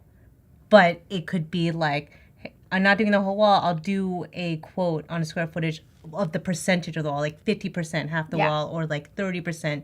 And not necessarily like, and we'll do like maybe little design elements here and there, but you wouldn't pay for the whole wall. And that, I think for me and for the client, for them, it helps them visualize like the actual payment, the cost being like, it puts a number to the cost a little bit easier for them. Yeah. And then for me, it also helps me like visualizing being like, oh, I'm only going to do a percentage and like that, you know. So I'm just like, when you go out to a client and you propose it, is it just this main cost, or do you do different tiers? Do you know what I mean? So I feel like that comes in with the execution and materials might then inform the design process. Probably won't change the art fee too much. Okay. It may change it a little bit. But if someone's like, you know, this overall budget is too high for me, what can we do? Then I can design something that can be painted for less. Okay. Because I feel like I have more control over how long something's going to take me, but I feel like the art has the value that it has. Yes. And there's not quite as much room there. Just because you want something that's simpler doesn't mean it doesn't still have the same value. That's fair. There's a little, you know, fair. Not entirely, whatever. But there's definitely something to that. So for me, this conversation opens up just the question of what kind of budget do they have? How strict is the budget? Is there a way that we can tailor then the project to fit their budget, whether it's having something printed in vinyl and installed that way, whether it's like, okay, is it a larger company? Do you have a facilities team that can paint the wall ahead of time? And then, you know, the background color. And so then all I'm doing is painting on top of the background color versus do I need to spend an entire day doing that? Yep. So I think that there's definitely, for me, it allows for a bigger conversation to be had that doesn't feel, I don't know. Like, when you send this proposal in and you put that cost in, which includes your art fee and execution fee, would they ever come back and you talk about the cost and then you change it? Okay. Yeah. Okay. Yeah. Because I think for me, I send it and I do the different kind of like lists or different options that they can pick, maybe like a la carte it. Yeah. And then that's what they pick versus like another conversation after that. But it's an interesting way that you approach this, and it's something to think about. Margaret over there ask you, do you work with a minimum, and do you tell a client your minimum during a pitch? I found that sometimes when people hear your minimum, they only want to stick to your minimum. And I've seen that too. I mean, I do have a PDF. I don't know where it is, but somewhere I have a PDF where I'm like, here's a simple mural and here's what makes it simple. Here's a medium mural. So I do have sort of like a range for Okay. each one. So you might say, like, here's the minimum and here's an example of what A minimum mural would. Okay. Exactly. So Interesting. as long as you're tying it to something. And like, I'll even include things like, do I have access to this space? Like, can I stay there after hours and just get it all done in one shot? Or, you know, like anything like that. Some places require insurance too, which is super expensive. So like, if you're going to require a COI. Yeah. For how much? Well, I mean, I have insurance for all of the jobs, but there was one year where I looked at my tax return and I was like, I don't know if I made enough money in murals this year that it justifies the cost of having insurance that covers me to paint murals. Oh, really? But I think that that's also something that somewhere in there needs to also be the basic cost of running your business too. So it's like there's the minimum for you to show up, but there's also the minimum for you to exist as a mural painter. There's just, I don't tend to give people, if I'm scared that that's what's going to happen is they're going to just go for the minimum, then I bump it up a little bit. I do that too. I'm like, okay, well, there's the actual minimum that I have done stuff for in the past, but then there's the minimum at which I'm not cranky. Yeah. And I don't want to be cranky when I show up. That's fair. I get that. That's what I'm working on these days. Awesome. So next I'll include like either a mood board or, since we already knew what direction we were going, just the style reference that we're talking about. This was a job I did with Instagram. This was a mural that was in some mall in New York. And then I started to pull reference. Oh, so this is like this very fun doodle mural that's full of all sorts of like New York themed references. So we wanted to do one for Adobe. So I pulled all of my favorite tool palette screenshots from all these different things. And like, we're here in San Francisco, which is really important and like has a very special place in my heart. So what are some of my favorite San Francisco things? And then like, what are stuff about being on air and doing live streaming? And so there's like the notebooks and the headphones and the chairs. I don't know why chairs are important. Because you sit in them. Yes. So, okay. So that was the end of the initial discussion. Okay. And now I'm going to show round one. Got it. Okay. Wait, what's your favorite Adobe platform or product? Okay. I would have just said Illustrator hands down until I started spending time in Wow. I mean, Express is not going to replace everything else, but what Express has done for my workflow and like great. The ease of laying things out, things like this, I will never go back. Interesting. I used to just lay everything out Yes, in Illustrator, and I now definitely I did that. feel like, wait a second, this is easier for me. Wow. Just the libraries with the brand and everything already in there, and then like to animate stuff for social. The animation, you're just I like, think, is let nice. me just hit a button. It's nice. And then it's cute. I don't know. I like it. That's So crazy. I think it's my like favorite. I also am someone who like grew up always rooting for the underdog, and I feel like it's new. It came out of nowhere. Like it's I'm championing it hard. I will say that like when you are like a Photoshop person or an Illustrator person, I feel like those are two main ones that people have been really into. It's hard. You wouldn't really convert to Adobe Express. It's just an addition, which is a great addition. Yes. And I think that it's been hard to have transition people to be like, no, use Adobe Express because it'll make your life easier, which it has been helpful for you. I'm trying to get into it. I think the motion has been a really nice addition to it. And just like the ease of creating social media has been so nice. And passing stuff off to clients. Yeah. It's like every once in a while I would do something for a client and then I would turn over native files, which is like what was discussed. And they're like, but I don't have Illustrator. I can't update my menu. And I was like, well, that's what's going on. Yep, Like, That's great. Okay, sorry, I digress. Round one. Okay, so this was my concept for round one, and I did 3 different colorways. So I did one, sort of inspired by this rainbow gradient that's going on in the background. I wasn't sure how much Adobe branding wanted to be in there. I did one that was 2 colors that was using like more of an Adobe red. And I thought it worked really well for the Golden Gate Bridge, which is apparently not red, but that's We had a another discussion. conversation that What color is the Golden Gate Bridge, everybody? And I just want to see what you guys think, because I have my opinion. Annica has her opinion. Other people have their opinions. So I'm just going to put that out there. Okay, go on. Sorry. and then one version that was just one color.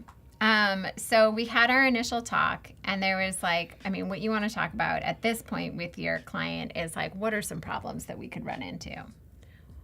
There are a lot of problems we could run into with this. A lot of issues with this. I thought this was so fun, and I was really excited to talk about this idea and see how interested in it the client was. Problems include, I would love to do this with spray paint. This would be very fun with spray paint. But we are inside in a room with no windows and a ventilation system that like feeds other places in the building. So spray paint is not going to work.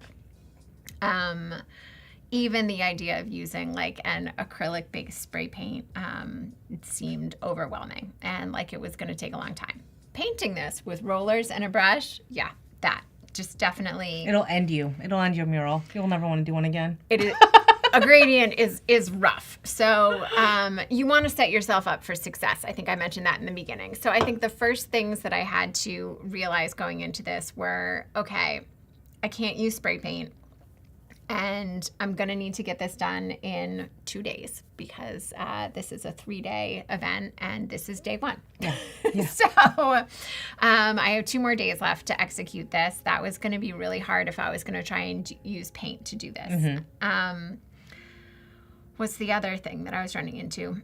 Oh, I had to figure out if I was going to be able to project. So before coming out, I asked for a measurement of the distance between the wall and the back wall. Yes. Hence the short throw projector that is now part of my life. So you always want to consider what are the factors that are going to like lead to the design. So I knew I was going to need a short throw projector rather than figuring out how to do something with my current projector. Get a new projector. Can't use spray paint. So shout out to Jess Goldsmith who had a brilliant idea. She said, well, just get a vinyl of the gradient in the background and then do the mural on top of it. Which was brilliant. Yeah. But also came with its own sort of set of problems and concerns and ultimately didn't feel like the right move for this. So that one was out.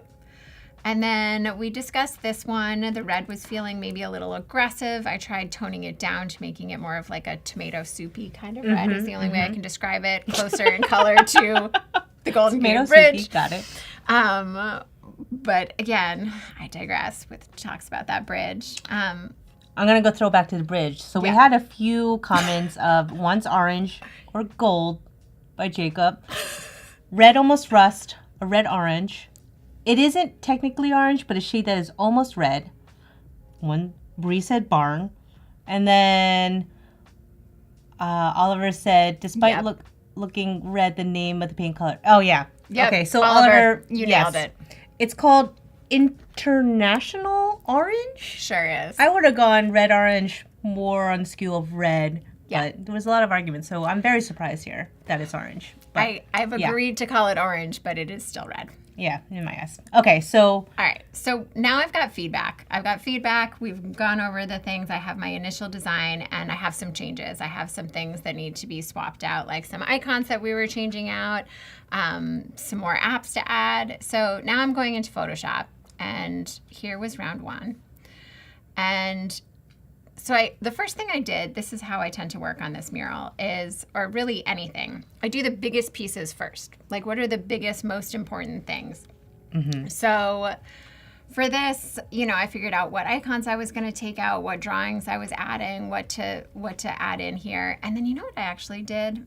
I also was looking at this photo and I was like, things I didn't consider in round 1. I see an outlet. Hello. And I see a plaque here on the wall. Yeah. Also, hello. So the first thing I'm going to do is figure out where my mural is landing on this. Yes. And what problems I've already created. So that I should address in this second round as well. So first thing I'm going to do is, this is like skewed. So turn on a grid. Oh, your grid's insane. Yeah. I like to know things. Okay, so first I get things lined up here and here. I definitely do not do this. I usually skew the artwork. Yeah. But this looks so much better. So, fun tip. And then I'm going to do this here. And I am just, so I have it on transform. I feel like I should tell people what I'm doing. Yes. And Yes. then I hold down command. And then I hold down shift to keep it sort of straight in line there. And then I'm looking just to get things lined up. And I think this is technically the distort key if you go into if you're not using the hotkey. I think if you right click, I think it's distort. But you'll also want to, in my opinion, I always like to do it on a smart layer to save it. Oh. There's that. So cool. now I want to look at this without. Love this. Okay. This is the thing that changed my life. I just write remove. I just found out recently you don't even need to write remove. You don't need to write. You just need to click it. Yeah. Yeah. So this has made making, this is my also gosh. really helpful for like taking final photos of murals and there's like dumb stuff in the Oh, way yeah. and Yeah, you're like like a person or like a stick. leaves or like, you know, something's coming Yes. down. Yes. I Love use it. it to remove all the Yes. trash from the ground Yeah. because I never remember to like remove the trash. There's Okay, also a fun bye. fact, a remove brush now or a tool that you just color in the area you want to remove, and that has been helpful. But this works also well. I just wanted to say that new thing that you could use. Maybe I should do it. Let's see. Well, where did everything go? I'm going to type in nothing. Yep, nothing. Bye, Just do that. Jess. Bye. I'm gonna disappear forever. Oh, Wait, no, this not is- you, Jess. Oh, that's Jess. Yes. Oh, Goldsmith, right there. I don't know if you can see. How do I do this? Right there. Right there. Oh, fascinating. Oh, it just cleared the screen. Fascinating. Okay. That's a good thing to note. Well, that's cool. We're going to keep going then. Yeah, just Okay. I'm on, going to do take this. out these chairs. Wait, I want to do the other thing that you said. Hang on. for me it worked better with like the frames and stuff. I have not exported in other ways, but we can try. You don't have to type in remove. I know. It's just. Let's But see I how it didn't type works. in remove there. What would have happened if I had typed in remove? I don't. I maybe you should try it again. This was pretty cool. Yeah, I mean, there's been so many times I've had to. Oh. A table. I had to Okay. take out the screen inside an actual, you know, TV or iPad or something, which I guess is not that hard to do, but this was easier than I didn't have to like pen tool it out and I then. feel like they brought us this table earlier today. Oh yeah, Like, that is literally. funny. That is the table that they did bring us. Thank you for helping us. Let's see. Oh, different Less tables. All right. Sorry, I'm writing remove. New plan.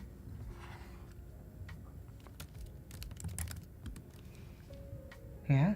Do you think remove does make a difference? I don't know. I mean, why don't you test it out? I also only would do like the part above the wall because what doesn't it? I mean, correct me if I'm wrong, guys, but like, doesn't it take the area from the outside and it tries to match it? Which I guess that kind of did. I like remove. This is my new. Well, you know what? That's fine. You're still using But it. I do appreciate your comment about that, doing half and half, like half Yeah. above and half below. I think I did that before. But I did try that remove process on a mural where it was like there was like a grid in the background and there was a person in front of it, and they got like the colors correctly, and it was very interesting. Let's see how this goes. We're seeing how this goes. But just, Yeah. I mean, how cool is this? Because when do you ever get a photo from like a site visit that Oh, that is perfect now. has nothing? Oh, Shorter. Shorter. Almost gone. I did do We'll go with this. I used a I'm helping out a nonprofit and I'm donating a small mural to them, and so I had to ask them to take photos of everything, and it was like one side was like dark lit, and then the corner, and then they did the other side, and it was like the lights were on, and I was like, huh. So I had to like merge them together and change it. So I used removed a few times, and it does help. It like helped in terms of like trying to, oh, that's nice. Trying to we had to like remove some of the tables and the actual frames, and the remove tool was really helpful in that, because otherwise I would probably do clone and repeat whatever that tool, the stamp tool, clone stamp, and I'm like, oh no, I ain't got time for that. No. I just need this real quick. But, it is such a time saver. Yeah. Such a time saver. And I feel like it makes my things look way more professional too in the end. I think this one you could probably just circle the whole thing. Think? Maybe. Let's see how this goes. But I mean, that wall already itself is looking pretty. Yeah, now we can see it. Looking pretty. Oh. I will probably even out the light a little bit too. How do you even out the light? This is my favorite, chair facing the wall. I love this. You were in the corner. You did something wrong, and they stuck you in the corner. You didn't That's do what a good happened. job using the generate fill, and so you have to face this wall for a while. I'd still like this better than clone stamping, because that was awful for many, many, many, many, many years. But I think you all should try it to see how generative fill is so much better than the clone stamp right now. Oh, It is getting smaller and smaller. Shorter. Okay, goodbye, chair. But everybody, we're all working on this mural, and Annica is going to mock it up. And you guys are, at the end of this, are we going to do the end of this or the end of the week to provide all those documents? End of the week. We're going to do end of the week, so feel free to hop on in the next couple days. Tomorrow we're going to be starting, I think there's going to be tracing already traced on the wall. You're going to see some paint going on, and you're going to see the final happening on Thursday. What even day is it today? So you have 2 more days of us, guys. Who is excited? Hands up. I am. Maybe that's all that matters. Oh, you are. Thank you. Thank you. So I think this has been so... I think it's been so informative, even though I've done several murals. You have done so many murals, and you're so experienced and done inside and outside. I think it's so great to hear about your process and everything that it involves, like just getting your foot wet into the land of all murals. And I think at the end of the day, it's like there is a wall somewhere in your apartment or your house, and you can always paint it back white. So if you want to dive into this world, just try it out. Do in your house, get some paint. You can buy, like what I used to do was like I get little samples from Home Depot of like a color palette that I like with like your whatever design you want to put on, and then like start from there. And then, you know, at least you'll oh, thanks for the hands up, guys. I'm really feeling it. And then, you know, just go. And if you don't like it, you know, it's not the end of the world. You can paint over it. So I can't tell you, there have been times where I picked I tend to be very dark or very bold in my wall choices. And there has been a time I picked the wrong color to paint my green wall, the wrong shade of green. So, and I had to repaint it, and it was fine. So that is the end. So why don't you catch us the next 2 days, and you'll see how we use the pen markers to paint, to draw onto this lovely Adobe wall. And well, Annica is going to do it, and I'm going to be there cheering her on, #1 cheerleader here. And then I better see most of you all back here too. And then Oliver, I'm glad that you agree with me about the clone stamp, because clone stamping is, I'll tell you that much. So Annica, what's going on here? You changed the lighting? Yeah, I just evened out the lighting a little bit. That top corner was a little bit dark, so I just made a new layer and changed that up a little bit. Got it. Ooh, you're using a blending tool. I am. Love it. And I want some of the background to show through. Like, I want there to be some texture in there so you can see it's like still the original wall. Because otherwise, when you send someone a mock-up and it's just like, boom, it looks very weird. I get it. So, yeah. These extra touches really help sell it too. Yeah. Working with working along with clients a lot on my profession, it's the mock-up that really sells the idea. Not just kind of like the illustration, but how it looks Yeah. like inside their storefront, inside, outside on the wall. It really does sell that idea. So I think for me, and from what I've learned in my experience, is like doing the mock-ups really goes the distance. Ooh, look at this. So I'm able to see something interesting, which is number one, I know that these are the right dimensions for this wall. So I think that while I scaled things. Oh, it kind of, when you distorted Yeah. it kind of changed it. But I So- will say this is a mock-up too. Yes, but I want to make sure that my artwork works Fits properly. on here. Okay. Got it. So I used a linked image, so I'm able to go back in and update this live. It will update in here. So That's I do not amazing. need the background color. So wait, let me first save this. So I'm saving this as mockup V2. Okay, so now let me close that and not save it. And then from here, all you have to do is double Relink? click on this link and it will open it up for you Got in it. a new window. So you can see I started with the icons and I made whatever changes I needed to make. And then I added in all of the doodads. The doodads, Yes, technical term. yes, exactly. Love it. And I had realized as I was looking at these photos, like, oh, hey, there is a light switch or a plaque and a whatever. So then let me go down here and turn off. These are like my 8 million layers for everything.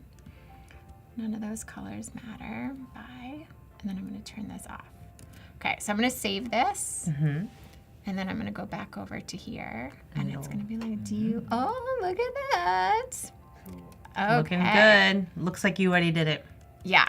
So this is feeling pretty good. Yeah. And something that you will notice is my artwork does not go. I feel like I might end up making this a little bit smaller. My artwork does not go down to the bottom of the wall, and I'll tell you why. Tell us why. It's not fun to paint at the bottom. It's just not.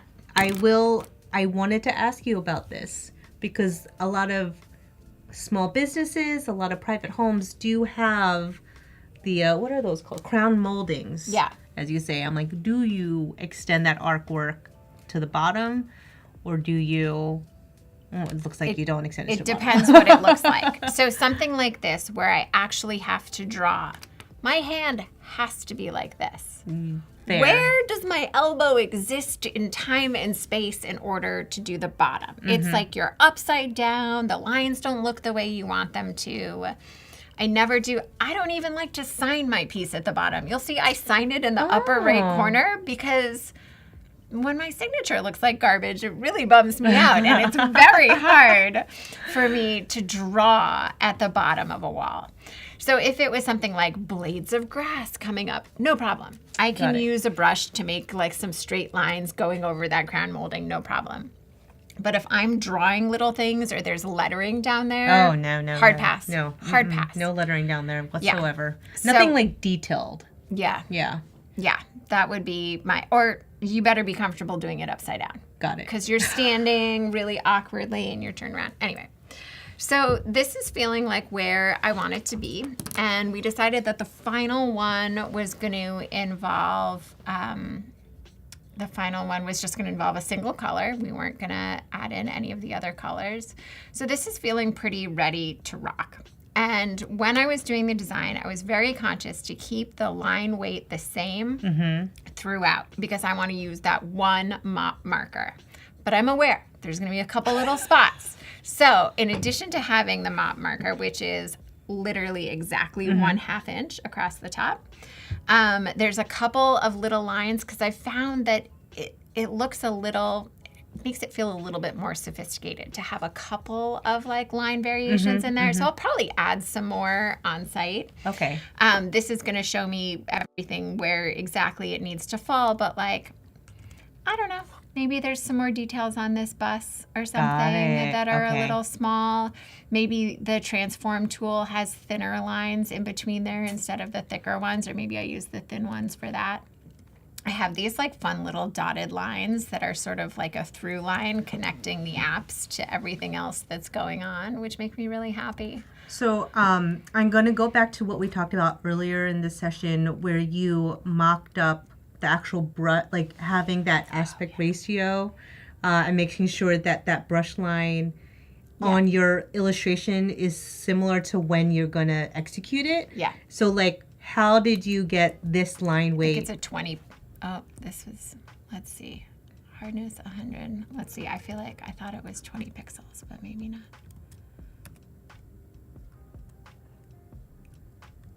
Yeah, so I'm like using a mono weight brush at 15 pixels, and that's going to be equivalent to 1 dot with the mop marker.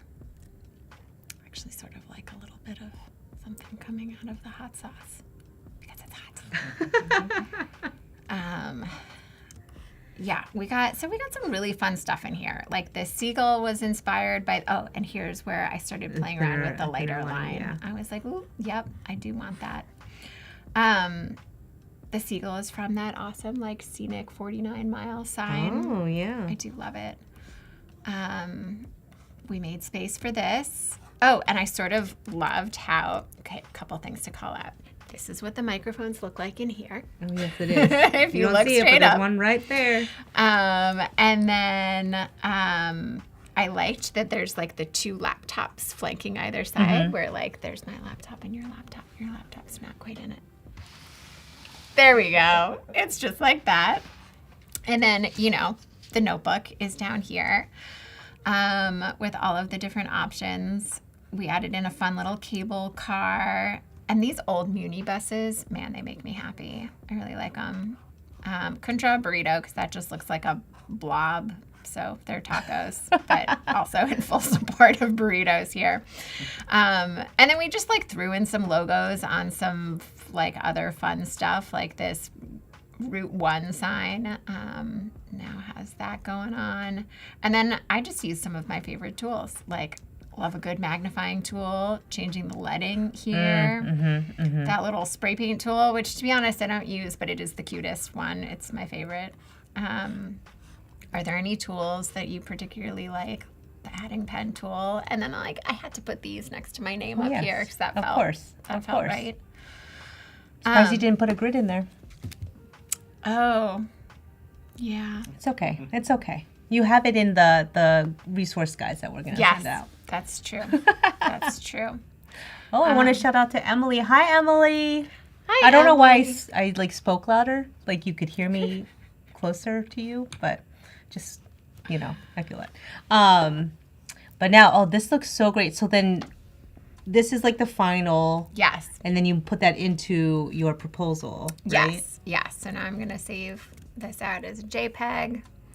And I'm the weirdo that still uses, like, I got to start using something else. I'm the weirdo that still uses Save for Legacy. I don't know why. Oh. So I've had a couple other, like, wonderful junior designers work for me on and off every once in a while. And one thing that I consistently don't understand is why everything that they save is a PNG. And every single time I'm like, do you know why you saved that as a PNG? And I just feel like I was always taught to save things as JPEGs. Okay. For like to make the file size smaller. And I understand that unless there's transparency, I just like don't understand the PNG thing. But I am curious if there's more to a PNG than I am aware. I am not that knowledgeable. What do you save things as? If you were like doing portfolio updates. Oh, for portfolio, I probably do PNGs. Would you? Okay. Yeah, I'm I know. curious. I don't know why, but Yeah. for PNG, I mean JPEGs. Wait, do you say? Side note. I mean, I feel like we need more people for this discussion. But do you say pings or PNGs? Anyway, okay, that was a whole nother thing. I remember discussing that with a lot of other designers before. Anyway, and then for JPEGs, I feel like I put those in for PDF output more so. Yeah. I don't know why. This is, I feel like, ingrained in me. But I do a lot of PNGs for some reason. I don't know why. Fascinating. Maybe I'll look into that. I don't know. I look into it. I'm never given like a satisfying answer, and I'm still asking people, but why? Why are they still all PNGs? Sometimes you don't need to know why. You just do it because it feels good. Where did I mock up to? Okay, there we go. So I do find that it's nice to show it in situation to the client in the end so they can understand what it's going to be like and they know what's been considered. Mm-hmm. Oh, Jacob says, I've always told if it's for a website, the safest to save as PNG, which I definitely do PNGs for my website. To print, they use TIFF and PDF, sure. But PDF gets funky with hand-drawn stuff. Okay. All right, interesting. I don't ever use TIFF. Well, unless you're sending something to print. I don't know why you would. To print? Oh, sending something to print. I usually use a PDF to print. I guess if you're printing from Illustrator, it would be like if you were sending a Photoshop file. So back in my day, which I can say, because I'm old enough to say that, I learned print production was hysterical. Yeah. But yeah, TIFF was like a flattened TIFF was because the way I to use go. I use on your zip drive. A lot of vendors as prints, and they also ask for a PDF. Yeah, that makes sense. But yeah. Okay, cool. Well, anyway. It's a like an old habit that's sort of just like sticking around. Okay, interesting. So I would provide this then to the client, which I will do now, so that then I can project this and trace it out on the wall with vine charcoal and see you all back here tomorrow to talk about supplies and get started. And how you project it, and you're going to see it, and we're going to start painting it. I'm really excited. I hope everyone is excited as we are, not just me. I might be the biggest fan, though. I'm very excited. So, no, that was great. So, today we did talk about the different types of paint we use, how to enlarge it. We did a digital mock-up of this final round that we just did on Photoshop. We also made the client proposal, which at the end of this whole week we're going to send out to you guys. I think that's for today, and tomorrow we're just going to get into it. You're going to see this in a different room. We're going to be not in this area. It's going to be interesting, guys. I hope you're ready for it. Thank you so much, Jess. This was really fun. Thank you all for joining us. Thank you, guys. Any questions that you have today that we didn't get to, make sure you tune in tomorrow and ask away. And we can't wait to work on this together. I know. This is a new thing, guys. Very psyched. Can't wait to see you guys here tomorrow, too. So I think that's all for now. Bye. Toodles.